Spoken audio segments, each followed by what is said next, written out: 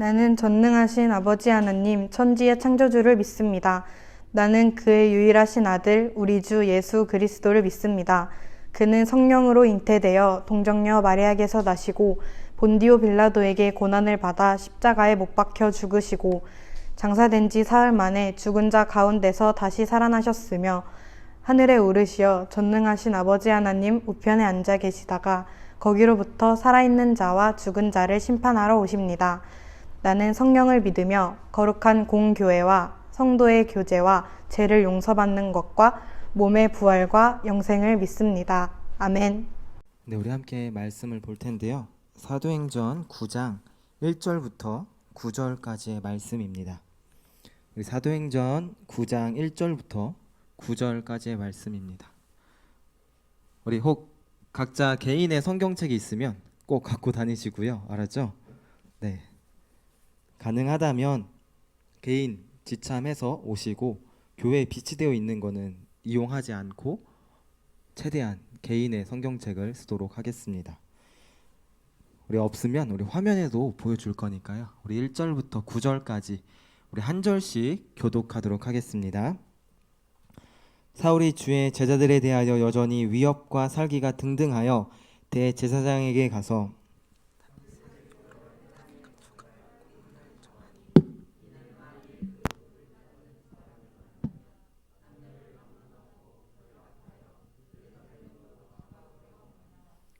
사울이 길을 가다가 다메섹에 가까이 이르더니 호련히 하늘로부터 빛이 그를 둘러 비추는지라.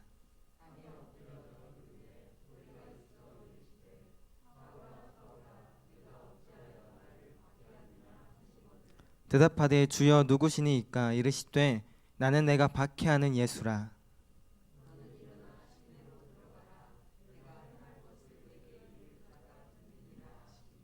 같이 가던 사람들은 소리만 듣고 아무도 보지 못하여 말을 못하고 서 있더라.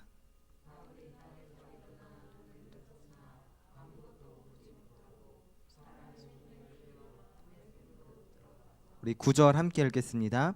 사흘 동안 보지 못하고 먹지도 마시지도 아니하니라. 아멘.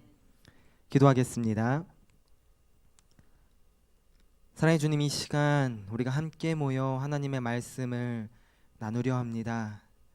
이 말씀을 우리가 듣고 깨달을 수 있도록 이 시간 우리를 인도하여 주시옵소서. 우리 온 마음이 이 시간 주님께 향하고 주님을 바라보고 주님의 말씀을 들을 수 있도록 우리를 인도하여 주시옵소서. 예수님의 이름으로 기도드렸습니다. 아멘. 네, 반갑습니다. 전사님만 느낀 건지 모르겠는데요. 아까 딱 시작하기 전에 올라섰는데 뭔가 전사님만 느낀 건데 뭔가 분위기가 조금 다른 느낌을 받았습니다. 뭔가 조금 어색하고요. 이 자리에 서서 만나는 전사님이 너무 어색하다라고 느껴질 정도의 뭔가 이상한 듯한 분위기가 있어요. 지금 참 오랜만에 만나고요. 우리는 이제 대면으로 드리는 첫 예배입니다. 그 예배 우리 오늘 제목은 하나님을 대면하는 삶이라는 제목으로 함께 말씀 나누려고 해요. 혹시 우리가 지금 3주간 같은 주제를 놓고 말씀을 나누자라고 이야기를 했어요. 혹시 그 3주간 나누기로 한 주제가 뭔지 기억하십니까? 혹시 온라인 예배 나는 잘 드렸습니다.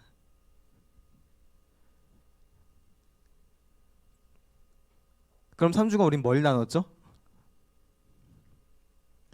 그럼 올해 우린 주제를 안다. 청소년부 주제를 알고 있다.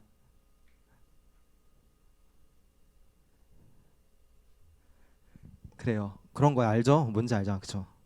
근데 지금 마스크 때문에 말하기 힘들어서 안 하는 거잖아요. 그쵸?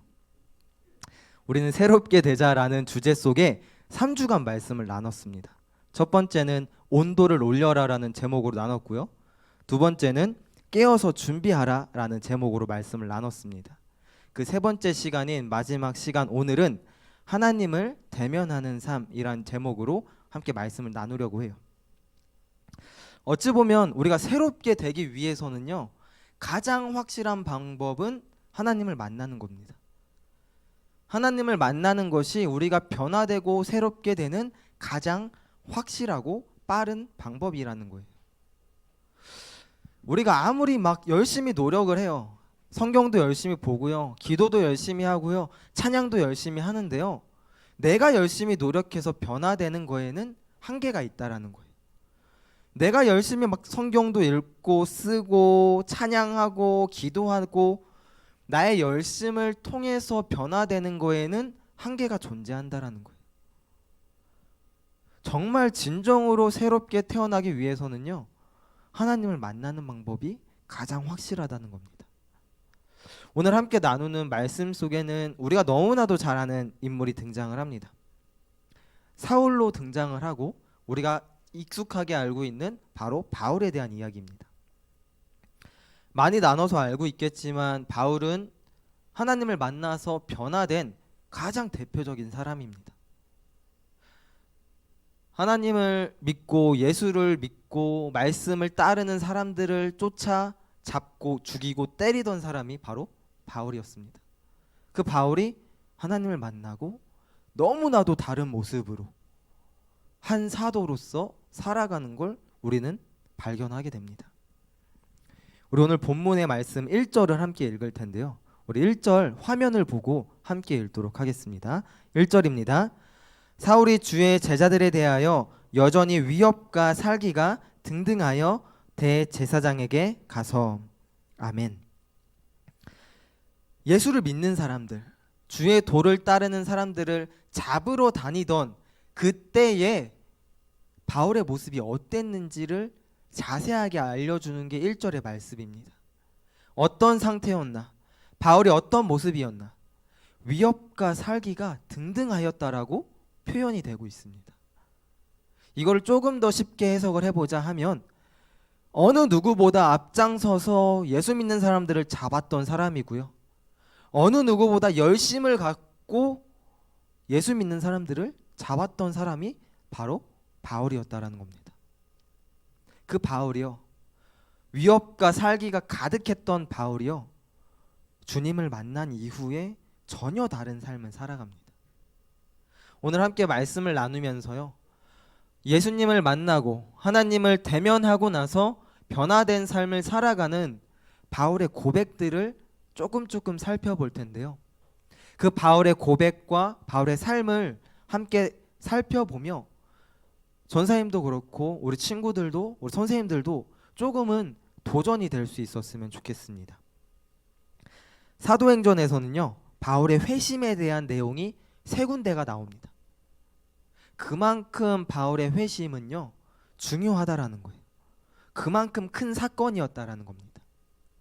왜 큰 사건이었으며 그 사건들을 통해 어떻게 변화됐는지를 함께 살펴보도록 하겠습니다. 첫 번째로 바울은 변화된 다음에요, 자신이 죄인임을 여전히 고백하고 기억하며 살아갑니다. 우리 말씀 디모데전서 1장 15절의 말씀을 함께 읽겠습니다. 디모데전서 1장 15절의 말씀입니다. 미쁘다 모든 사람이 받을 만한 이 말이여, 그리스도 예수께서 죄인을 구원하시려고 세상에 임하셨다 하였도다. 죄인 중에 내가 괴순이라. 아멘. 바울은 변화된 삶을 살아가면서도요, 자신이 어떤 존재인지를 끊임없이 고백하고 기억을 합니다. 함께 읽은 디모데전서 1장 15절에서는 자신이 죄인 중에 괴수다라고 고백을 합니다. 모두가 죄인인데 그 죄인 중에 내가 제일 큰, 앞장서 있는 가장 큰 죄를 지은 죄인이다라고 고백을 하고 있다라는 겁니다. 즉 은혜를 입었어요. 변화가 되었습니다. 새로운 삶을 살아가는 바울인데요, 그 바울은 여전히 자신은 주님 앞에 죄인이다라고 고백을 하고 있어요. 우리는 때로는 죄인이라는 단어 앞에 나랑은 상관없다라고 생각할 때가 있어. 나는 그렇게 큰 죄를 짓지 않았다. 나는 주님 앞에 그렇게 큰 죄인은 아닌 것 같다라고 기억하고 생각할 때가 참 많이 있습니다. 하지만 하나하나 다 살펴보면 모두가 주님 앞에 똑같은 죄인이고요, 뭐 하나 자랑할 것 없고 뭐 하나 보여줄 게 없는 정말 나약한 존재라는 겁니다. 우리가 진정으로 새롭게 되고자 한다면, 정말 변화되고자 한다면요, 내가 어떤 사람인지를 인지했으면 좋겠습니다. 내가 뭐 능력이 있어서, 자랑할 게 있어서, 대단한 사람이어서 주님 앞에 서 있는 게 아니라는 거예요. 죄인인 우리를 불러주셔서 우리는 이 자리에 있다라는 겁니다. 예수님께서 이 땅에 오셨을 때 의인을 부르러 오셨던 것이 아니라 죄인을 부르러 이 땅에 오셨다라고 말씀을 하셨습니다. 즉, 우리의 모습을 한번 돌아봤으면 좋겠습니다. 나는 어떠한 사람인가? 나는 주님 앞에 변화되고자 하는데 어떤 사람인가? 한번 생각해 봤으면 좋겠습니다. 바울의 고백처럼요, 우린 너무나도 보잘게 없고요, 자랑할 게 없는 똑같은 죄인이라는 걸 다시금 살펴볼 수 있었으면 좋겠습니다. 두 번째로 바울의 삶에서 찾아볼 수 있는 것은요, 하나님의 은혜를 계속해서 고백한다라는 겁니다. 바울은 어찌 보면 변화되기 전에도 그렇고 변화된 이후의 삶도 그렇고 리더십이 있었고요, 열심히 있던 사람입니다. 즉, 누구에게도 인정받을 수 있는 위치에 있었고 인정받을 만한 사람이었다라는 거예요. 하지만 바울의 고백을 살펴보면 자신의 위대함, 자신의 위치, 자신의 능력을 보이고 고백하는 것이 아니라 자신을 이끌고 세우시고 쓰임받게 하는 하나님의 은혜를 고백하는 모습들을 발견할 수 있습니다. 우리 고린도전서 15장 10절의 말씀인데요, 우리 함께 읽도록 하겠습니다. 고린도전서 15장 우리 10절 화면을 보고 함께 읽도록 하겠습니다. 그러나 내가 나된 것은 하나님의 은혜로 된 것이니 내게 주신 그 은혜가 헛되지 아니하여 내가 모든 사도보다 더 많이 수고하였으나 내가 한 것이 아니요 오직 나와 함께 하신 하나님의 은혜로라. 아멘. 자신의 모든 수고와 자신이 달려온 모든 그 길 가운데를 돌아봤을 때 어느 누구보다 정말 많이 수고했고 많은 길을 달려왔고 여러 곳을 다니며 전도했던 사람이지만 자신의 모습을 자랑하는 게 아닌 자신을 이끈 하나님의 은혜를 고백하는 바울의 고백들을 찾아볼 수가 있습니다. 우리가 존재하는 이유와 우리가 지금도 살아가는 이유는요, 하나님께서 보호하시고 예비하시고 이끌어 주신 은혜가 있었기 때문에 가능했다라는 거예요. 전사님도 전사님의 삶을 돌아보면 지금 이 위치에 지금 이 삶을 살아가는 게 전사님의 능력으로는 불가능했을 것 같아요. 할 수 없었고 불가능해 보였던 것들이 너무나도 많았는데요, 하나님께서 사용하여 주셔서, 하나님께서 세워주셔서, 하나님께서 쓰임 받을 수 있게 전사님을 세워줘서 지금을 존재하며 지금을 살아가며 이렇게 이 자리에 있는 것 같다라는 걸 돌아보게 됩니다. 우리 친구들도 한번 돌아보면 좋겠습니다.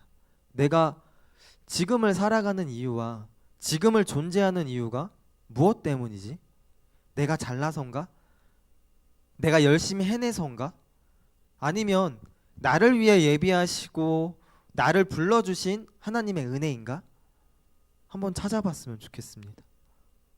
물론 이 질문 속에 나는 나의 능력으로 나의 힘으로 여기까지 왔다라고 고백을 하는 친구들도 있을 거예요. 물론 나의 노력과 나의 힘과 나의 재능으로 여기까지 달려온 부분도 있을 겁니다. 하지만 하나님의 은혜 없이 우리는, 적어도 하나님을 믿는 그리스도인이라면 하나님의 은혜 없이는 여기까지 달려올 수 없었다라는 겁니다. 우리 바울의 고백을 잘 기억했으면 좋겠어요. 그래서 나중에 누군가에게 자신의 삶을 고백할 때, 누군가에게 나의 이야기를 할 때 내가 존재하는 이유, 내가 지금까지 살아온 이유가 하나님의 은혜 덕분이었다라고 고백하는 우리 친구들이 될 수 있었으면 좋겠습니다. 이제 마지막은요. 바울은 모든 삶 속에 하나님께 영광을 돌리며 살아갔습니다. 변화되기 전에는 예수 믿는 사람들을 잡고 쫓고 때리던 사람이었지만 변화된 이후에 바울의 삶은요. 하나님께 영광 돌리는 삶을 살았다라는 겁니다. 우리 마지막 말씀 한 군데를 볼 텐데요. 우리 갈라디아서 2장의 20절 말씀입니다. 갈라디아서 2장 20절의 말씀 우리 함께 읽도록 하겠습니다. 내가 그리스도와 함께 십자가에 못 박혔나니 그런즉 이제는 내가 사는 것이 아니요 오직 내 안에 그리스도께서 사시는 것이라. 이제 내가 육체 가운데 사는 것은 나를 사랑하사 나를 위하여 자기 자신을 버리신 하나님의 아들을 믿는 믿음 안에서 사는 것이라. 아멘. 이 고백을 살펴보면 이 고백이 어떤 삶을 살아야 되는지를 너무나도 자세히 알려주고 있습니다. 내가 이제 예수님과 함께 십자가에 못 박혔다라고 이야기를 합니다. 예수님께서 십자가에 못 박혀 죽으실 때요, 우리도 같이 함께 그 십자가에 못 박혀서 죽었다라는 거예요. 죄인이었던 우리가 그 순간 함께 죽고요, 예수님의 부활을 통해 이제는 죄인이 아닌 하나님의 백성, 생명에 속한 사람으로 살아가는 존재가 되었다라는 거예요. 그렇게 변화된 바울과 그리스도인들은요, 이제 나를 위해 사는 것이 아닌, 내가 원하고 내가 바라고 하고 싶은 대로 사는 것이 아닌, 이제 내 안에 존재하는 하나님을 위해 살아간다라는 고백입니다. 우리의 고백도 이런 고백이 나올 수 있었으면 좋겠습니다. 나를 위해 내가 하고 싶은 대로 살아가는 게 아니라 내 안에 존재하고 나를 구원하신 주님을 위해 주님과 함께 살아가고 살아내는 우리의 모습들이 존재했으면 좋겠습니다. 전사님이 이제 올해 안에 이제 안수를 받게 돼요. 그래서 조금 마음이 이상하더라고요.